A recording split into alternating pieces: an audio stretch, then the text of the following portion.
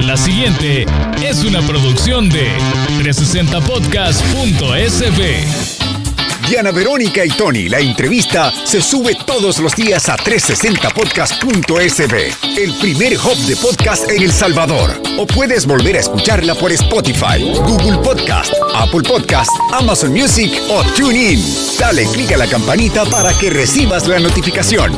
Este día, en el Corre de la Mañana, le damos la bienvenida a... Está con nosotros el ingeniero José Velázquez, a quien nosotros le decimos, bueno, no solo nosotros, conocido como el tío Velázquez.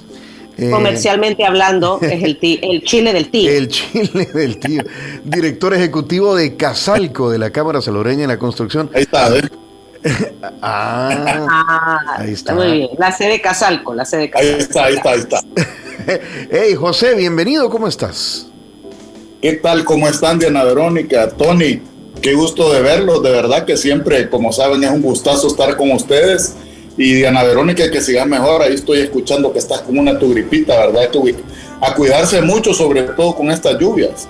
Exacto, sí, exacto. Así que aquí reposando, que es lo que corresponde.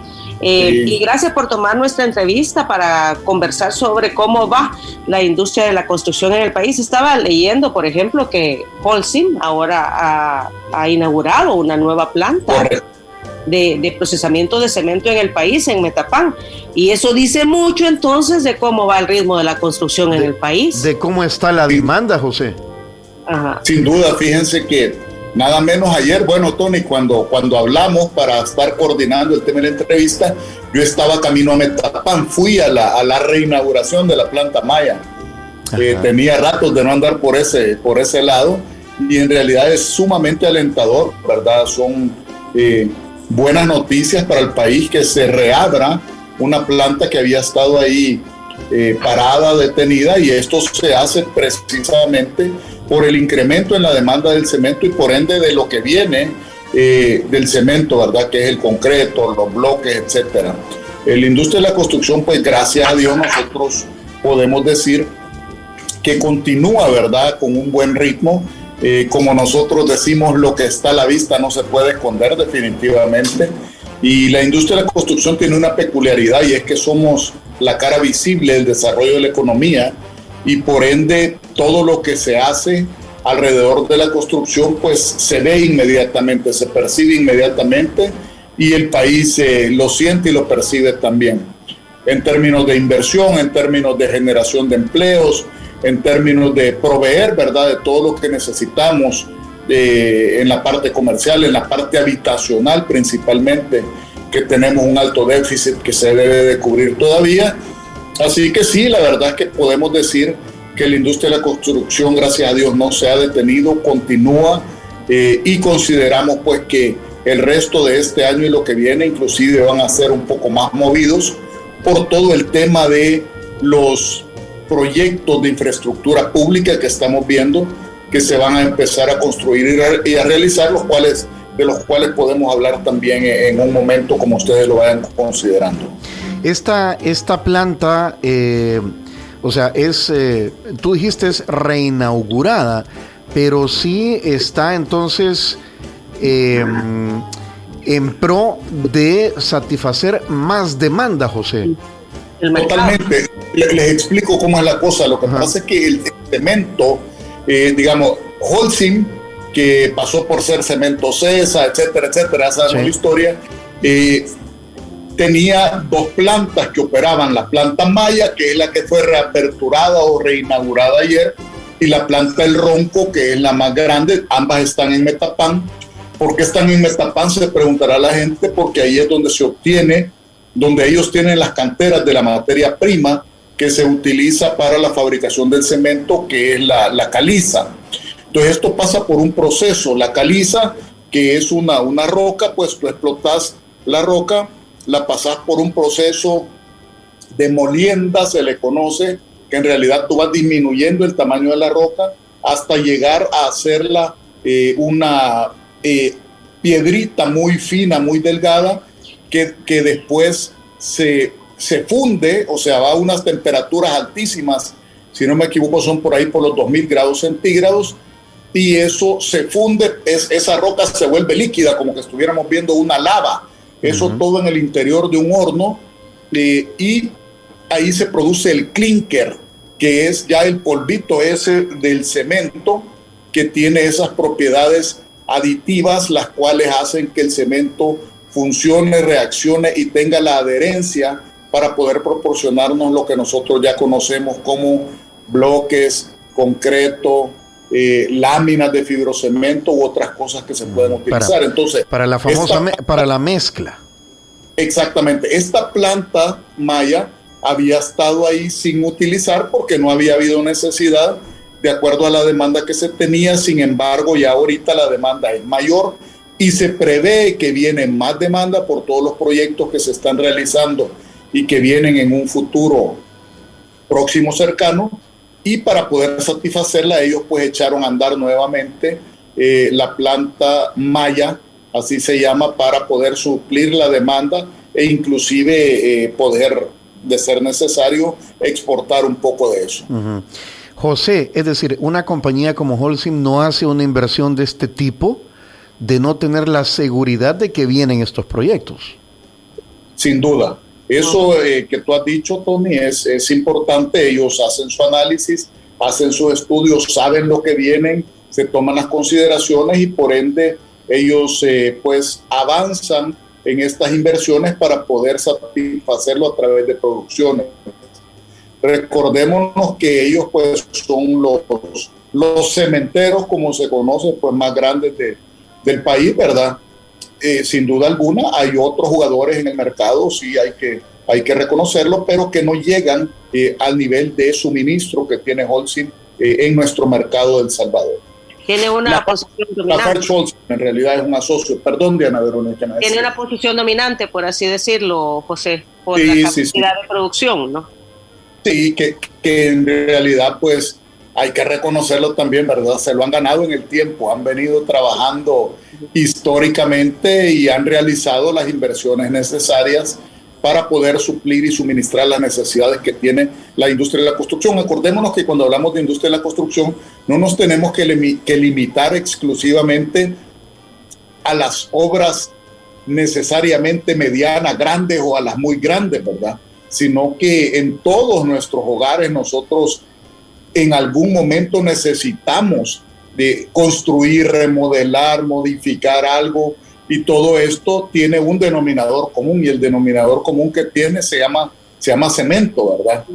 Entonces mucho del negocio también del cemento no se hace exclusivamente para estos grandes proyectos, sino que también para las necesidades propias que tenemos nosotros, que son atendidas, y eso es importante también, por constructores de menor tamaño, por albañiles, por maestros de obra, como les conocemos, etcétera, que también hacen sus trabajos, y que mucha de la gente que está viviendo fuera del país, en la diáspora, también ellos mandan parte de los ingresos que ellos tienen, y sus familias lo utilizan aquí también, invirtiéndolo en lo más valioso que podemos tener las familias, que es un patrimonio en cuanto a una vivienda o a un negocio, etcétera, que podamos necesitar.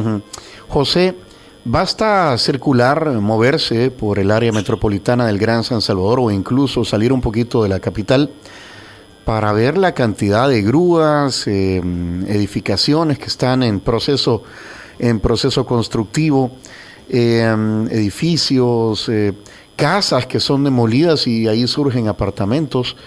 Sí. ¿Por dónde va? Al menos los agremiados a Casalco, ¿cuáles son la mayoría de proyectos? ¿Qué vocación tienen, José? ¿Cómo se está distribuyendo esa matriz de construcción en el país? Eso es importante. Bueno, tal vez retomando lo que dice Tony, como les dije yo al inicio, nosotros decimos, y lo vamos a empezar a repetir más, que la construcción es la cara visible del desarrollo de la economía. Como tú decías, uno circula e inmediatamente se da cuenta. Hay grúas, hay camiones que les conocemos como trompos, ¿verdad?, que están moviendo concreto, se ve movimiento de materiales, etcétera. Esto se ve. Comentarles, aunque ya pasó, pues, pero es importante. Por ejemplo, el fin de semana nosotros, viernes y sábado, tuvimos la segunda Expo Vivienda de este año. La primera Expo Vivienda la tuvimos en el marco de nuestra feria. La segunda Expo Vivienda el fin de semana pasado, la tercera en octubre. Ahí se expone en realidad, y ya voy a ir a contestarles la pregunta, ahí se expone la oferta habitacional que nuestros socios, que nuestros agremiados están presentando. No es la única, obviamente, ¿verdad? Porque hay otras empresas constructoras que también, que no están agremiadas a Casalco, que construyen y también tienen su propia oferta. Pero contestando lo que ustedes estaban preguntando, fíjense que de una totalidad de proyectos, les voy a hablar en porcentaje en vez de números, de una totalidad de proyectos que se desarrollan, por ejemplo, si tenemos un 100% de proyectos, nosotros tenemos identificado que de eso un 79, digamos un 80% son proyectos habitacionales.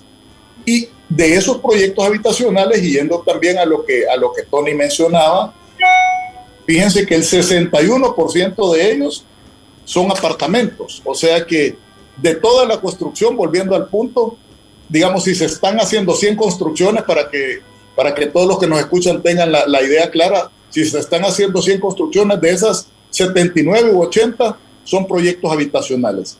Y de esas 79 u 80 que se vuelven a convertir en el 100% de proyectos habitacionales, el 61% son apartamentos, es construcción en altura.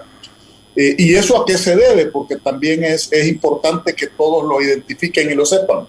Por un lado, a un cambio cultural, ¿verdad? Nosotros hace años nadie se le ocurría y decía, yo no voy a vivir en un apartamento.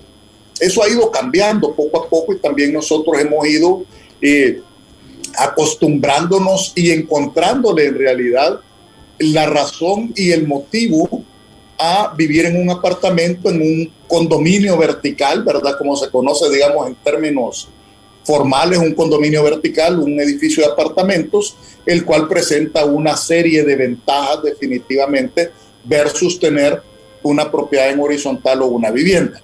Ahora, de eso también no solo es la parte cultural y que nos hemos acostumbrado, sino que también son las necesidades propias que nosotros vamos teniendo.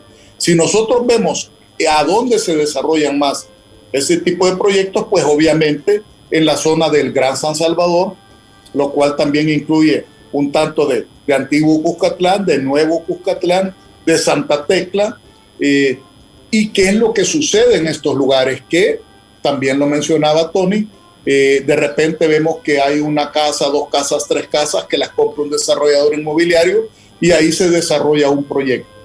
¿Por qué se hace esto? Porque en realidad tiene sentido, y esto no solo en El Salvador, sino que a nivel mundial tiene sentido que construyamos sobre lo construido, así decimos nosotros, ¿verdad? Construyamos sobre lo construido. ¿Por qué?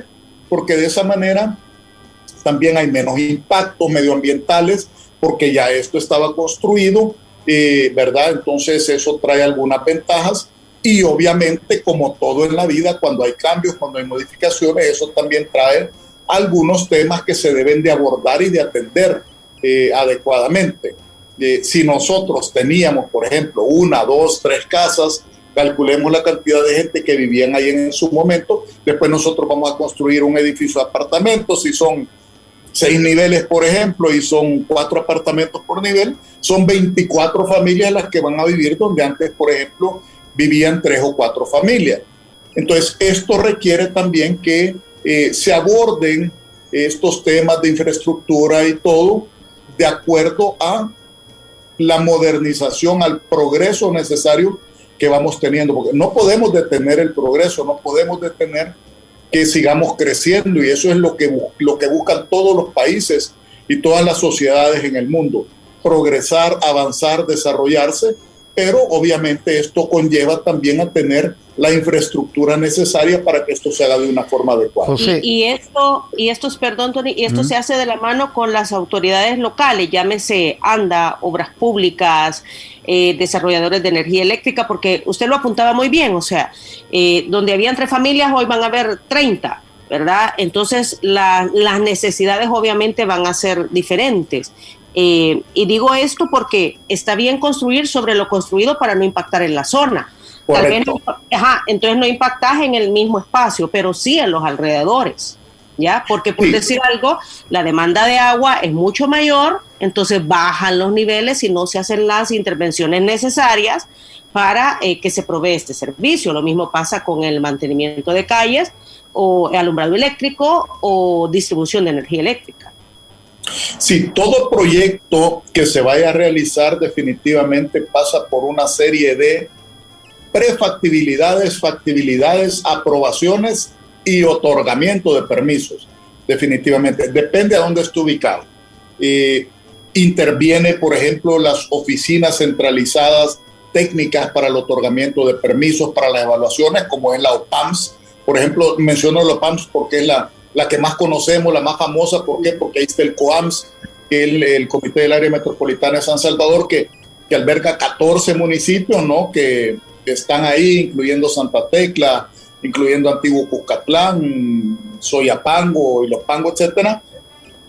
Entonces, la OPAMS, que es una oficina técnica especializada, tiene el personal necesario, los lineamientos para el otorgamiento, digamos, de prefactibilidades o factibilidades, las cuales después abren la puerta para buscar otras. Por ejemplo, Diana Verónica, tú mencionabas muy acertadamente, tenemos a ANDA, la Administración Nacional de Acueductos y Alcantarillados, que se encarga de dar las factibilidades en dos aspectos. Se encarga de dar las factibilidades del acueducto, que es el acueducto, el agua que va a requerir o va a necesitar un proyecto para funcionar, la que nosotros necesitamos para vivir, para nuestra limpieza, para nuestro consumo, para alimentarnos, etcétera, etcétera.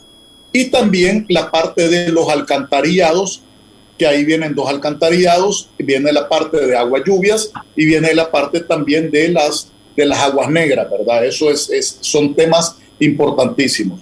Obviamente también hay que ver la infraestructura eléctrica, que va proveída también por los distribuidores de energía eléctrica que se suministran y se encargan de que esto se haga, las comunicaciones, los servicios, la red vial que se necesita también para poder utilizarla y desalojarla, para desalojar el tráfico o movilizarnos, y todo esto pues es una serie de pasos los que tienen que seguir los constructores, los desarrolladores inmobiliarios, para poder desarrollar un proyecto y que al final tenga un PC, lo conocemos nosotros, que es el permiso de construcción final, que se otorga cuando ya se han cumplido, digamos, todos los requisitos que se están pidiendo, y después de eso todavía al finalizar la obra viene un permiso de habitar, etcétera, etcétera. Entonces,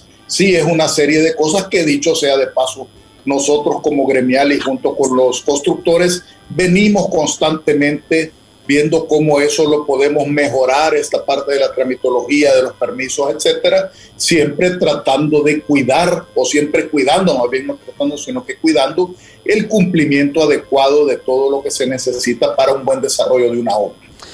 José, hemos visto en los últimos días cómo los fenómenos climáticos, mucha lluvia en poco tiempo, lo que genera pues el desastre que ocurre del agua en la ciudad capital. Creo que el ministro Diana Verónica Videgain dijo hay que volver a hacer casi que todo el sistema de drenajes de la ciudad capital. Dio unas declaraciones recientemente en estas últimas horas. Y me estaba acordando, Diana Verónica, de cuando, enfrente del edificio de Casalco, ¿te acuerdas? Creo que fue en el gobierno de Tony Saca. El presidente Saca, sí. Que abrieron todo el Paseo General Escalón, cambiaron los drenajes, ¿se acuerdan? Del desmadre del tráfico. Y decía el expresidente Saca, es que los gobiernos no quieren invertir en eso porque es enterrar la inversión. La gente no ve. O sea, los políticos están como acostumbrados a hacer cosas más vistosas, no abrir y trabajar debajo de la tierra, porque eso no lo ve nadie después. Hay una deuda, José, de esa inversión en la ciudad capital, que hay que casi que volver a hacer todos los drenajes. Y a eso agreguemos que hay gente chuca que tira la basura en la calle y eso tapa los drenajes. Sí, y bueno, la verdad es que este es un tema complejo, ¿verdad? Definitivamente, yo creo, Tony y Diana Verónica, que ustedes lo tienen identificado, ya lo mencionaste, les cuento y les explico. Todo lo que dijiste es cierto, y yo tal vez empezaría y me enfocaría, porque es mi pasión hablar de la educación y de la cultura que debemos de tener, ¿verdad? Que una parte importantísima, aunque la gente diga, nada, eso no tiene nada que ver, es debemos de tener un poquito más de respeto hacia nosotros mismos, porque en realidad cuando nosotros ensuciamos, cuando nosotros tiramos la basura a la calle, que no la disponemos adecuadamente, nos estamos irrespetando a nosotros mismos. Los que vamos a sufrir las consecuencias somos nosotros mismos, son nuestros hijos, son nuestros nietos, etcétera. Debemos de culturizarnos para hacer eso. Y cuando hablo de basura, no estoy hablando a veces del papelito del chicle, que ni ese deberíamos de tirar, pues ese, para eso tenemos las bolsas de las camisas, de los pantalones, échenselo ahí, y cuando lleguen a un basurero, pónganlo para que eso se ponga. Pero miren, es increíble, y ahorita que tú mencionabas al ministro Juan Carlos Videgaína, a quien conocemos bien, le tenemos mucho respeto, Casalco forma parte de la Comisión de Protección Civil que existe, y nosotros participamos activamente cada vez que hay una situación complicada que se necesita, nos llaman, nosotros apoyamos a través de nuestras empresas agremiadas, obviamente. Nos damos cuenta, y ahora en la mañana que entré aquí a Casalco, estaba platicando con un par de las personas que trabajan aquí con nosotros. Por cierto, con el arquitecto que está en la Comisión de Protección Civil, dice, es impresionante lo que se recoge en las riberas de los ríos.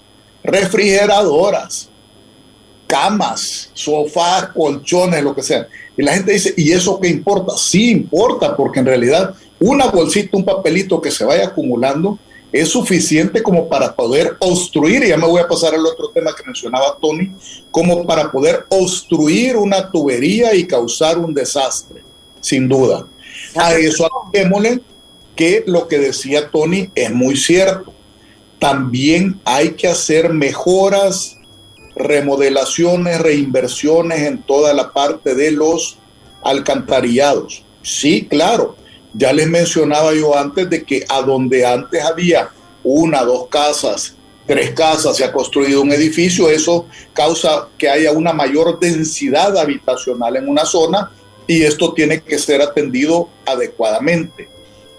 Y hace poco, y digo hace poco, hace un par de días, yo vi un tuit del presidente de ANDA, precisamente, con quien también tenemos mucha cercanía, amistad, lo respetamos mucho, al ingeniero Rubén Alemán, donde él puso una foto de unos tubos que habían en algún, me imagino, alguno de estos problemas que hubo en los últimos días, abrieron y van sacando unos tubos que están totalmente deteriorados, por no decir deshechos.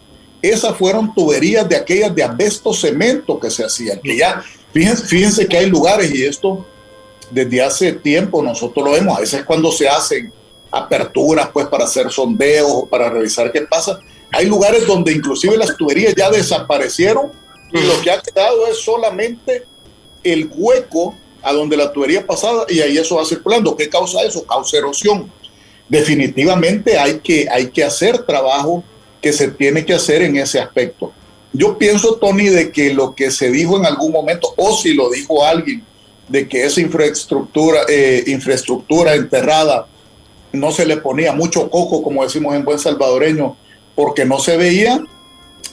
Si fuera cierto eso, pues hay que cambiarlo, ¿verdad? Porque en realidad la ventaja o el beneficio de hacer estos cambios, estas remodelaciones, estas mejoras, de nuevo lo vamos a ver todos, es para todos, y en realidad van a evitar que tengamos problemas futuros. ¿Qué hay que hacer? Estos se llaman colectores, ¿verdad? Son los colectores de agua lluvias, que los diámetros probablemente tienen que ser ampliados. Si eran de 10 pulgadas, tienen que pasar a 14, a 16, no sé, esos ya son estudios que se tienen que hacer de acuerdo a los flujos.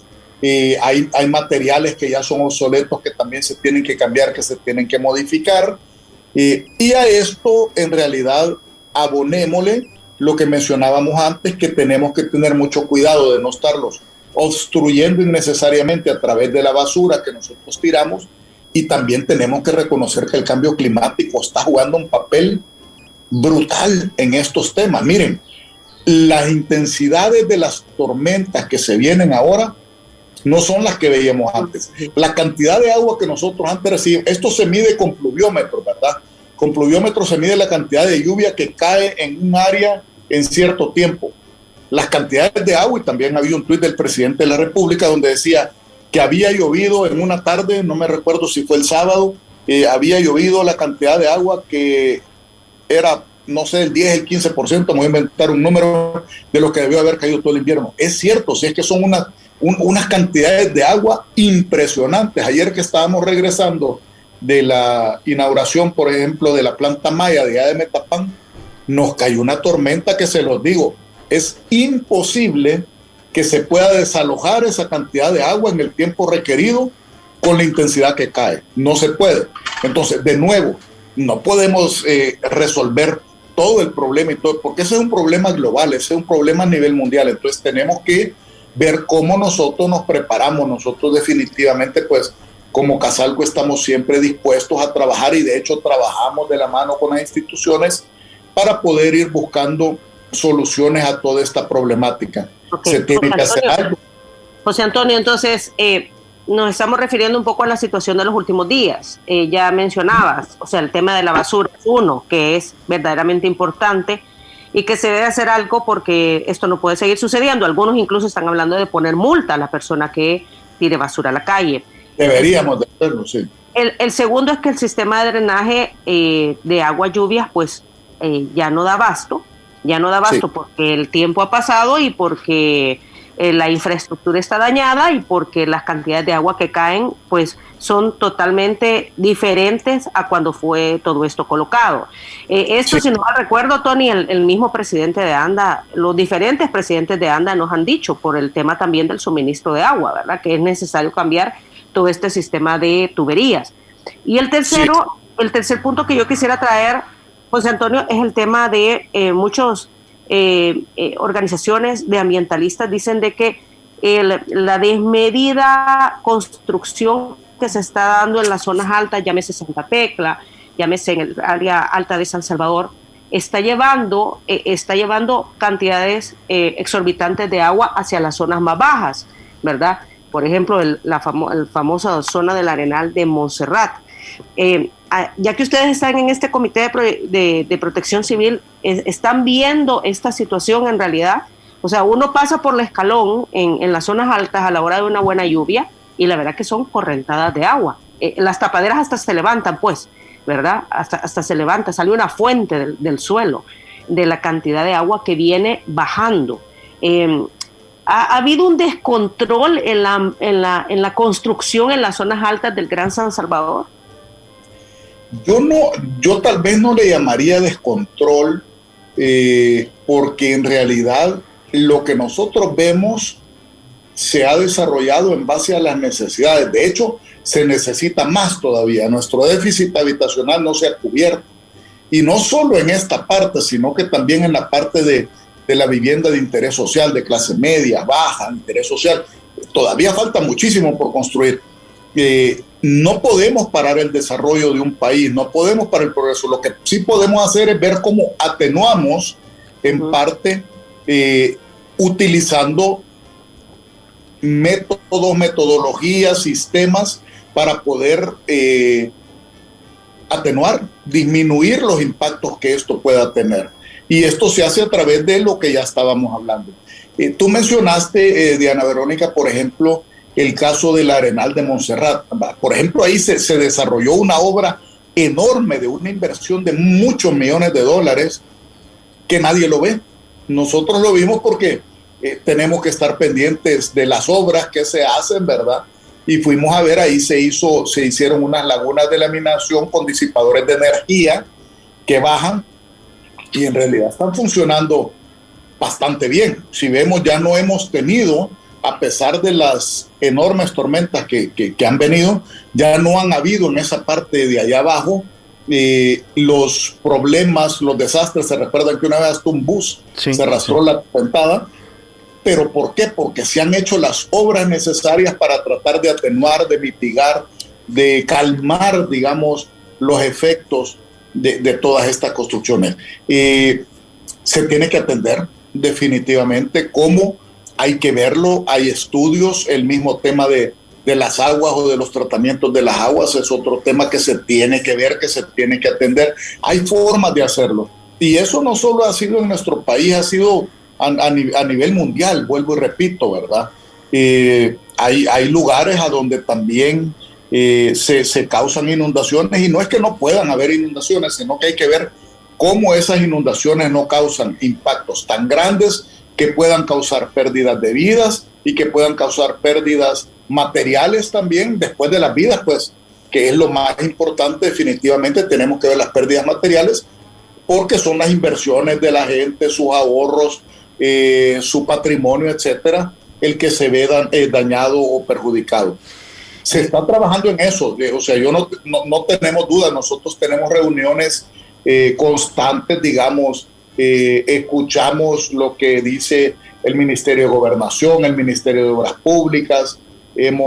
Cuando se nos solicita, pues hacemos estudios, evaluaciones, colaboramos, y sí, son temas que se tienen que atender. ¿Qué les puedo decir? O sea, lo que dice José, perdón que te interrumpa, es que si se hacen las obras para atenuar este tipo de situaciones, pues es posible, incluso, dices tú, revertir el déficit habitacional que hay en nuestro país.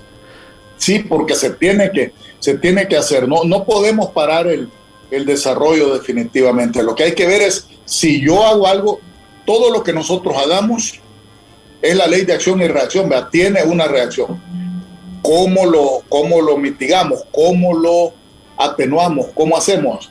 Ahí es donde entra la ingeniería, precisamente. Ahí es donde tenemos que entrar nosotros a ver cómo esto se puede hacer para mejorarlo y para poder tener la infraestructura necesaria para evitar. Hay construcciones de construcciones. El fin de semana, justo este fin de semana, se quemó un auto en un vehículo en un estacionamiento de unos apartamentos en la colonia San Francisco. Y muy bonitas las torres y todo, pero los camiones de bomberos no pudieron ingresar porque no cabían, no entraban por el acceso de los apartamentos. Ahí pues algo malo hicieron, pues, o sea, los constructores. ¿No te parece?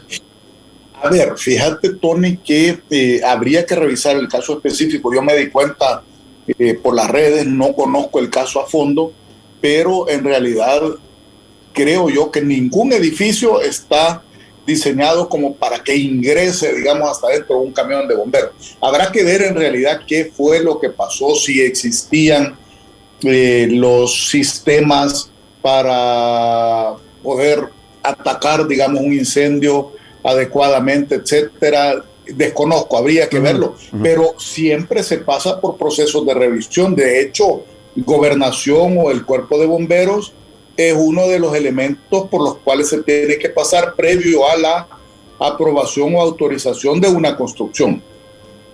Eso es un hecho. Bueno, sí, habría que ver. Ahora, algo, y tal vez yo ahí me voy a ir a algo que nosotros vemos mucho más frecuente.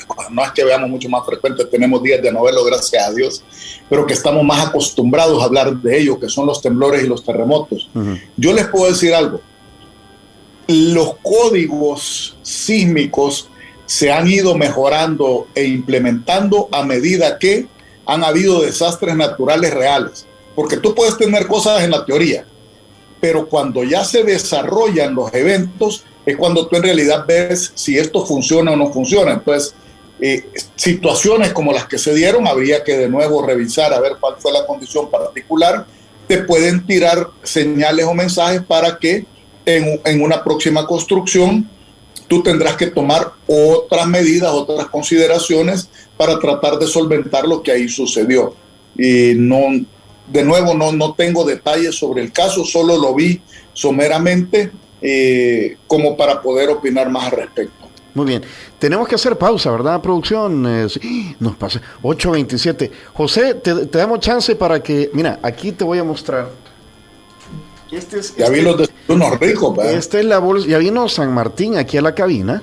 Y aquí está una bolsa de café que te vamos a guardar o te la vamos a pasar dejando a Casalco.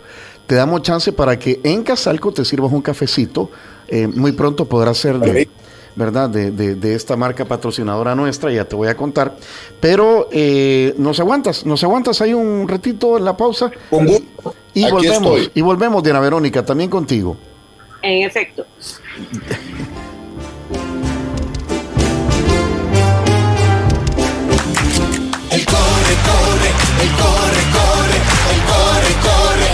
De la mañana. Suscríbete a nuestro canal de YouTube. Búscanos como Diana Verónica y Tony. Diana Verónica y Tony. Seguimos con nuestra entrevista con el ingeniero José Velázquez, el tío, conocido como el tío, el director ejecutivo de Casalco. Diana Verónica, muy pocos saben que el tío, la familia del tío, bueno, no digo muy pocos, mucha gente, ojalá así sea, saben que producen un chile que se llama el chile del tío. Por eso es que lo estábamos molestando al principio, ¿verdad? Es ese emprendimiento. Es un emprendimiento, sí.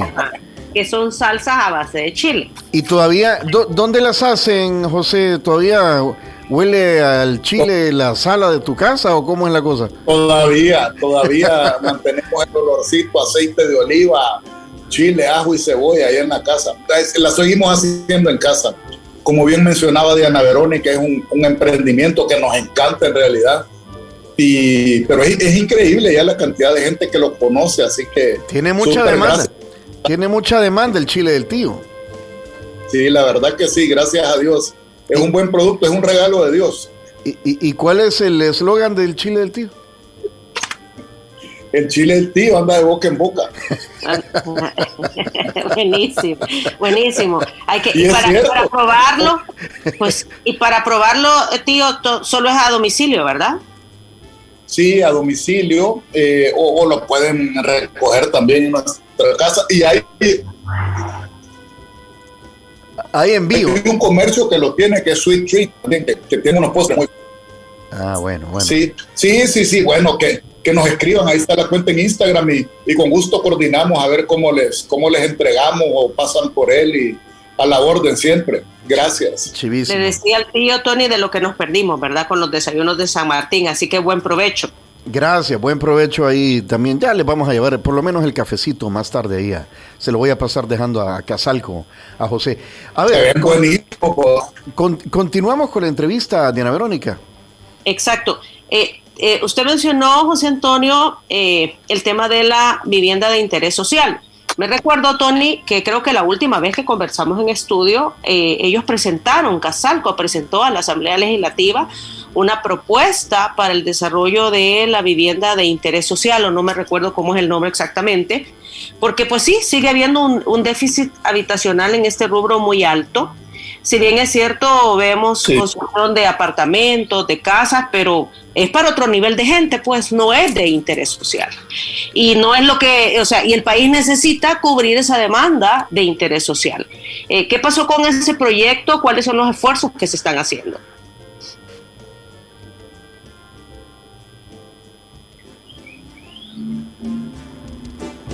Que se llama la Ley de Inclusión Habitacional, ¿verdad? ¿Por qué le pusimos así? Porque en realidad pensamos que esta ley podía incluir a varios segmentos de la vivienda, como tú bien mencionabas, ¿verdad? Se ha estado atendiendo principalmente, no exclusivamente, pero principalmente un cierto sector. Es una pirámide, ¿verdad? Se ha estado atendiendo más la parte alta de la pirámide, pero la parte baja que todavía necesita ser atendida adecuadamente. En ese sentido, nosotros elaboramos una propuesta que le llamamos la Ley de Inclusión Habitacional, pero paralelo a eso, pues el Ministerio de Vivienda viene trabajando la ley de Hábitat y Vivienda, la Ley de Vivienda y Hábitat. Entonces, lo que hemos hecho es que hemos estado en conversaciones con ellos para incorporar elementos de esta Ley de Inclusión Habitacional en la Ley de Vivienda y Hábitat. ¿Cuál es la finalidad? Poder proveerle de una mejor forma la vivienda de interés social tan necesaria a nuestra población y que también la gente pueda tener acceso en realidad a comprar la vivienda, ¿verdad? Aquí tenemos que casar la demanda con la oferta y de esa forma también tenemos que avanzar para que se le pueda financiar a la gente lo que se conoce como el largo plazo, ¿verdad? Ver cómo ellos pueden optar por los créditos para poder ir pagando sus viviendas, obviamente adaptado a los niveles o los rangos salariales que este tipo de vivienda requiere. José, pero una pregunta, ¿hay interés en los agremiados a Casalco, digamos, a entrarle a ese tipo de construcciones, de inversiones? O sea, ¿sí hay interés o no es rentable? No, cómo no, sí hay interés. Lo que pasa es que para que tú puedas tener una vivienda al mejor precio posible, lo voy a poner así, al mejor precio posible, que sea accesible para la gente, que la gente la pueda pagar, también se tienen que cumplir algunos requisitos.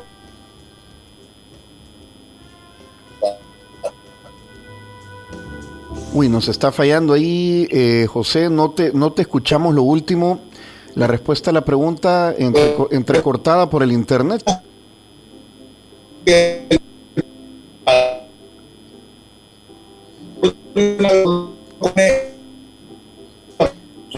Uy.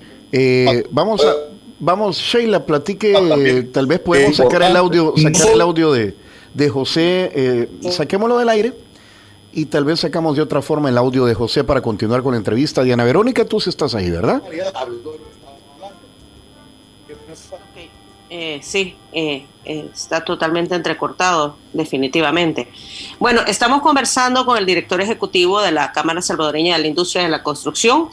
Hemos hablado hoy, sí. Me perdí un ratito. Sacalo del... No se puede, no. Bueno. Sí, José, bueno, ya lo vamos a... Ahí está la producción trabajando para recuperar a José Velázquez. Decías, Diana Verónica. No, que estamos conversando con él, hemos hablado un poco del auge de la construcción en el país, ¿verdad?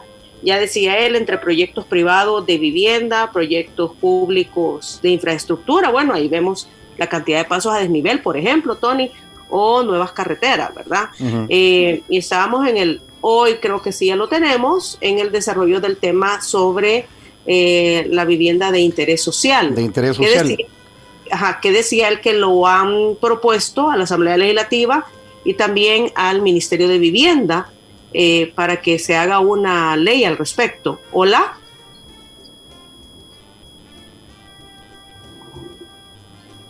¿Hola? Ahí está trabajando la producción ahorita, Diana. Hola. Ahí está.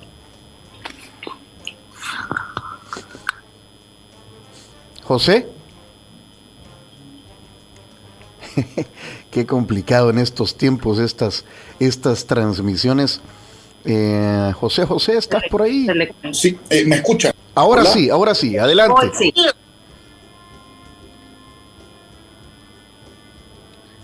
No, te van a hablar por teléfono para sacar tu audio vía telefónica. ¿Sabes qué le quiero preguntar, Diana Verónica? Y para ir adelantando un poco, tú has visto seguramente cómo las nuevas generaciones, los jóvenes, los centennials, millennials, se quejan en redes sociales de que comprar una vivienda, un apartamento en El Salvador es casi imposible por los precios. Sí, entonces, yo también me quedé, a eso iba precisamente porque él ha mencionado varias veces, lo vi en las redes sociales. Entonces le iba a decir, bueno, seguramente entonces habrá visto en las redes sociales que la gente se queja de que aquí en El Salvador es imposible optar a una vivienda o un apartamento con esos precios. Y la vez pasada que conversábamos con los amigos de Bienes y Raíces, ellos nos decían de que mucha gente desde el exterior, salvadoreños de la diáspora, empresas están comprando un montón de apartamentos para luego hacer el alquiler en Airbnb. Y eso cambia, digamos, un poco, el esquema de cómo está todo el sistema de alquileres. Me dice la producción que ya recuperamos a José. Adelante, José. Estabas hablando sobre el interés y las condiciones que tienen que haber para que los constructores le entren a la vivienda de interés social. Bienvenido nuevamente. Sí, de acuerdo. Hablando del tema que me decía Diana Verónica, que si hay un interés de parte de los socios de Casalco en construir proyectos de vivienda de interés social, definitivamente sí. Pero les explicaba que esto tiene que pasar por un proceso de varios temas, ¿verdad? Contar con la infraestructura necesaria, con terrenos de un precio adecuado para poder desarrollar vivienda de interés social, que haya una agilización en cuanto a la obtención de trámites y permisos, porque eso también, entre más tiempo, tiende a encarecer los proyectos, que sean, digamos, el tema de los materiales, que en este momento es un problema, porque muchos materiales han sufrido también un incremento, eso sí. Tenemos que reconocerlo. ¿Y de qué viene esto? De la logística de transporte que vino a través a raíz de la pandemia, después la guerra de Rusia a Ucrania, que nos da un problema grande con los metales, importaciones, etcétera. O sea, hay que ver todas las condiciones, también hay que ver el financiamiento, que se puedan tener financiamientos de corto plazo a tasas adecuadas, que se le pueda proporcionar a la gente el financiamiento de largo plazo también a tasas adecuadas, para que con sus ingresos ellos puedan cumplir con las cuotas. O sea, es una serie de temas los que se tienen que evaluar, pero interés sí existe, necesidad existe y voluntad existe. Nosotros, de hecho, vuelvo y repito, tenemos conversaciones con el Ministerio de Vivienda, con la ministra Michelle Sol, tenemos también muy buena relación, platicamos sobre el tema y creemos, avanzando para poder pronto tener una solución para la gente que se necesita en cuanto a vivienda de interés social y en ese rango de precios y de ingresos que la gente pueda optar por ella. José, ¿tienes datos, información sobre porcentajes o sobre cuánto han incrementado los materiales para la construcción? Es variable. Depende del material. Hay materiales que han subido mucho más, por ejemplo el caso de los metales, ¿verdad? Hierros, aceros, aluminios, definitivamente, vidrio, PVC, los derivados del petróleo o lo que utiliza petróleo, que en la mayoría de cosas se utiliza, pero los que lo utilizan más directamente, asfaltos. Tal vez te pudiera decir que en un promedio el incremento ha rondado entre el 30 y el 40% si hacemos un acumulado, ¿verdad? Uh-huh. Algunos, como te repito, han subido más, otros menos.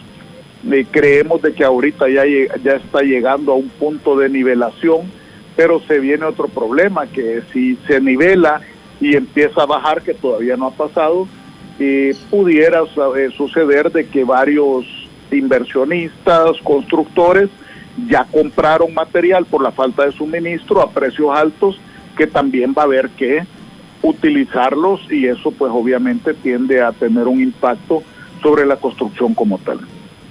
Bueno, sí, se tendrán que mantener algunos precios. Ahora, comentábamos hace un momento con Tony, José Antonio, el hecho de que pasa pendiente de las redes sociales, y en las redes sociales los jóvenes, los millennials ahí de 30 años se quejan mucho de que no ven la posibilidad de comprar una casa o un apartamento por los precios. ¿De qué depende? Ya nos has dicho un poco sobre el tema de la vivienda de interés social, las conversaciones con el Ministerio de Vivienda, pero ¿de qué depende que en realidad haya un acceso a tener una vivienda propia o un apartamento propio? Y no me estoy refiriendo a los financiamientos, porque la banca, pues ahí vemos que constantemente está con el financiamiento a disposición para adquirir un proyecto de estos, sino a los precios. Sí, como les mencionaba antes, en realidad el precio se compone por varios factores, ¿verdad? Materiales, mano de obra, accesibilidad, tiempo de obtención de los permisos, valor de la tierra o de la infraestructura en la que haya que invertir para hacer el proyecto. Todo esto compone el precio de una vivienda, pero adicional a eso, yo quizás disiento un poquito contigo, Diana Verónica, de que el financiamiento tal vez no es uno de los factores, pero sí lo es. Y yo no estoy diciendo que no se deban de tener los niveles que se deben de tener en cuanto a los financiamientos o los requerimientos para seguridad de quien preste el dinero, los bancos y eso para hacerlo, pero ahí es donde entran en juego propuestas como la que nosotros tenemos en esta ley de inclusión habitacional, que es en una franja tener lo que se llaman intereses preferenciales. ¿Qué es eso? Que a ti, si tú estás pagando como consumidor un interés más bajo, con los mismos ingresos que tú tienes puedes optar a comprar una vivienda de un mayor valor, ¿verdad? Porque el precio es el precio. Muchas veces no se puede modificar por las razones que yo te decía, pero sí se puede ver cómo tu dinero, el que tú devengas, tu salario, el tuyo, el de tu familia, te rinde más para poder optar por ese crédito y que con esa cuota tú estés pagando tal vez algo que te costó un poco más. Pero eso obviamente pasa por un proceso que debe de tener un subsidio, si lo queremos llamar, pero hay soluciones para eso. Nosotros dentro de la ley tenemos planteado una parte, por ejemplo, que tú la podés cubrir a través de contribuciones especiales sobre ciertos materiales, pero a la larga estos subsidios, si son bien pensados y bien manejados, no es que, porque el Estado también necesita percibir ingresos vía los impuestos que todos pagamos, las contribuciones, etcétera.